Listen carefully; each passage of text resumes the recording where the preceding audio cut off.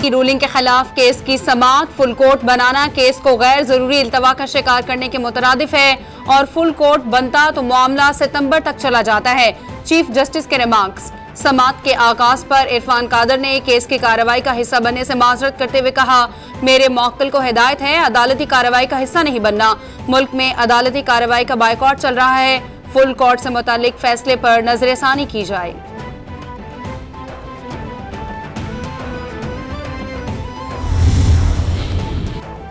हुकूमती इत्तेहादी रहनुमाओं ने वज़ीर आला पंजाब के इंतखाब के मामले पर डिप्टी स्पीकर की रूलिंग के खिलाफ फैसला आने पर सुप्रीम कोर्ट की कार्रवाई पर बायकॉट का ऐलान कर दिया। इत्तेहादी जमातों का कहना है अब इम्तिहान सुप्रीम कोर्ट का है, ये इंसाफ और कानून का तकाजा है। जब जज या बेंच पर उंगली उठा दी जाए तो वो अपने आप को हटा लें। हम आइन और कानून की बालादस्ती चाहते हैं।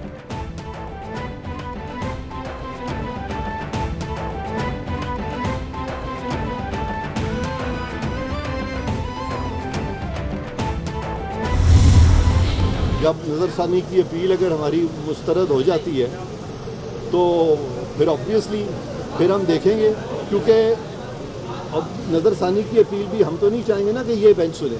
जब डिस्ट्रस्ट आ गया तो इसलिए वो उम्मीद है कि वो फुल कोर्ट के सामने लगेगी और अगर फुल कोर्ट के लगानी पड़ेगी तो, और जब फुल कोर्ट के सामने लगी तो मुझे कभी उम्मीद है कि वो डिसमिस नहीं होगी बल्कि कामयाब होगी। पीपल्स पार्टी के वकील फारूक एच नाइक ने भी अदालत को कार्रवाई के बायकॉट से आगाह कर दिया। वकील इरफान कादर बोले, नजरसानी की अपील मुस्तरद हो गई तो देखेंगे। मेरे साइल ने कहा है कि मैं समाअत का हिस्सा ना बनूं। आज मैंने बेंच से गुजारिश की, आपके खिलाफ बायकॉट हुआ है, हम नहीं चाहेंगे कि नजरसानी की दरख्वास्त ये बेंच सुने।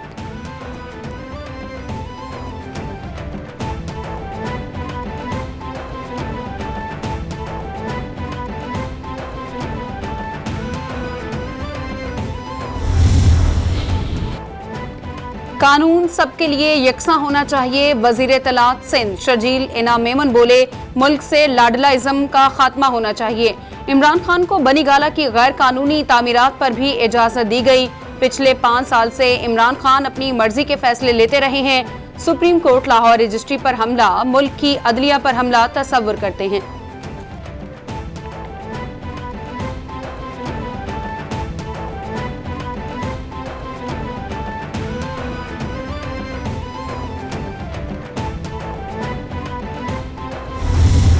इन्होंने जिस किस्म की गुफ्तगू की है नामुनासिब थी, नाशाइस्ता थी।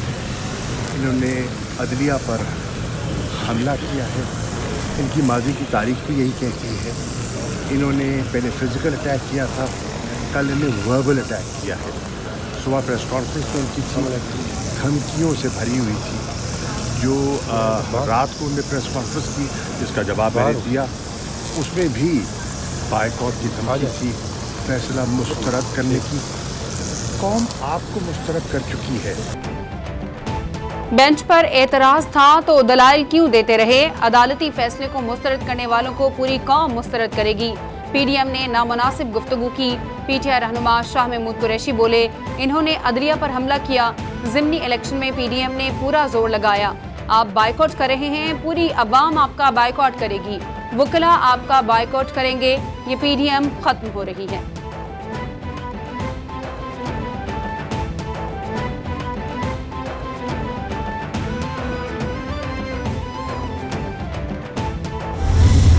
इमरान खान साहब का जो लेटर है, अगर आज ये फैसला होता है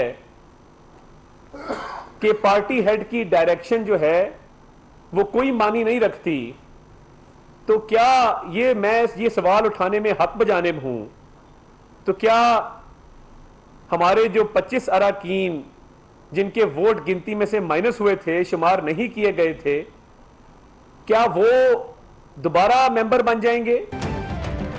इमरान खान का खत मौजूद है जिसमें वोट परवेज इलाही को देने का कह रहे हैं। वजीर दाखिला पंजाब अता तारर बोले, इमरान खान ने 16 अप्रैल को बतौर पार्टी सरबराह हिदायत दी। हमजा शहबाज वाज़े अक्सरियत से मुंतखब हुए। हमजा शहबाज ने 16 अप्रैल के इलेक्शन में 197 वोट हासिल किए। ऐसी ही हिदायत चौधरी शुजात ने जारी की और मयार बदल गया।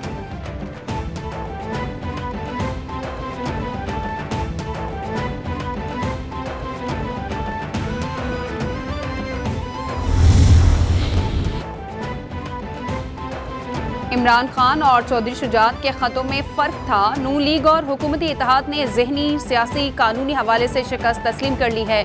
फयाजुल हसन चौहान बोले, सुप्रीम कोर्ट को हुकूमत रहनुमाओं की गाली गलोच और धमकियों का नोटिस लेना चाहिए। हुकूमती रहनुमाओं के खिलाफ तौहीन अदालत लगनी चाहिए। हुकूमती इत्तेहाद को इलेक्शन में जाना एक खौफनाक और डरावना ख्वाब लग रहा है।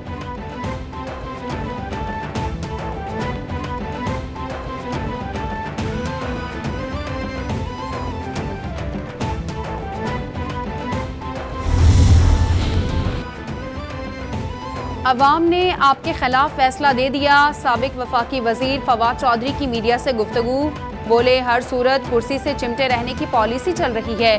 नून लीग जमहूरी होती तो अपनी पंजाब की क़यादत तब्दील करती, अपनी गलतियों पर नजरसानी करती। हर शख्स खुद फैसला करता है। 1985 की सियासत अपनी आखिरी सांस ले रही है। डिप्टी स्पीकर खरीद कर अदालतों को ब्लैकमेल करने से आप कैसे हुकूमत में रह सकती हैं?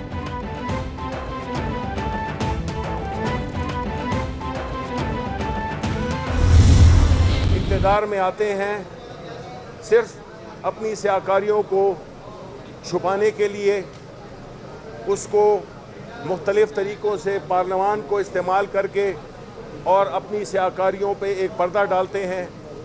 और जितना नुकसान यानी 1100 अरब रुपए का इन्होंने अपने आप को NRO दिया, जबकि मुल्क के गरीब आवाम यही जिसमें कि हमारी हुकूमत इमरान खान ने गरीबों को सब्सिडी दी थी।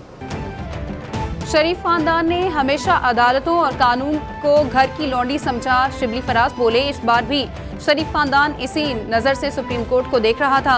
ये चाहते हैं फैसले इनकी मर्जी से हों, कानून की तशरीह खुद करें। शरीफ खानदान की कोशिश होती है अदालतों और जजेस पर दबाव डाला जाए।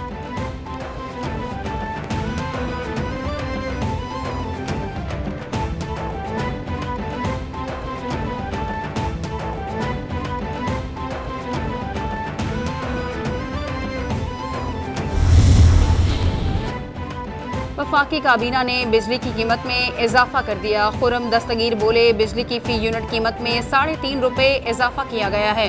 पूरी दुनिया में अजनास की कीमतों में इजाफा हुआ है। 3 माह के अंदर बिजली की कीमतों में इजाफा होगा। बिजली की कीमत में कमी अक्टूबर के बाद नजर आना शुरू हो जाएगी।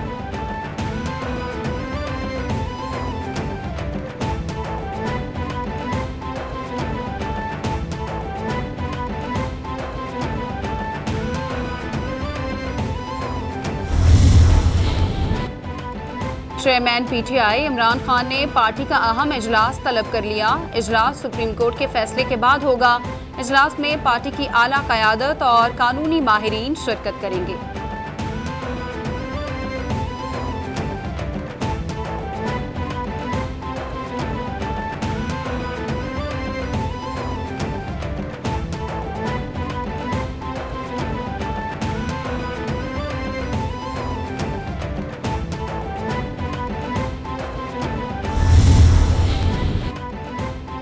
सुप्रीम कोर्ट ने MQM की सिंध में बल्दियाती इंतखाबात रोकने की इस्तदा मुस्तरद करते हुए सूबाई हुकूमत से जवाब तलब कर लिया।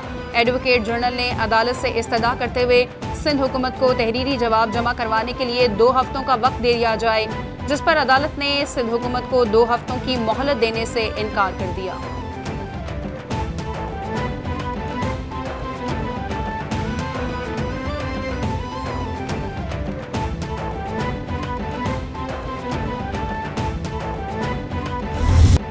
पीपल्स पार्टी के शरीक चेयरमैन और साबिक सदर मुमलिकत आसिफ अली जरदारी की आज 67वीं सालगिरह है। सेनेटर शहरी रहमान की साबिक सदर आसिफ अली जरदारी को सालगिरह की मुबारकबाद। कहा, आसिफ जरदारी पाकिस्तान की सियासत का मरकज़ है। आसिफ जरदारी की मुखालिफिन भी तारीफ करने पर मजबूर हो जाते हैं।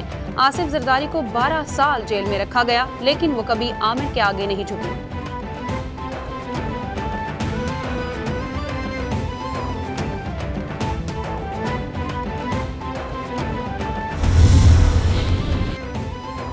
और इंटरबैंक में डॉलर बेलगाम हो गया। तारीख की बुलंद तरीन सतह पर जा पहुंचा। अमरीकी करेंसी 2 रुपये 62 पैसे महंगी होने के बाद 232 रुपये 50 पैसे पर फरोख्त। रवां हफ्ते के पहले कारोबारी रोज के दौरान इंटरबैंक में रुपए के मुकाबले में अमरीकी डॉलर की कीमत में एक मरतबा फिर 1 रुपया 51 पैसे का बड़ा इजाफा देखा गया था।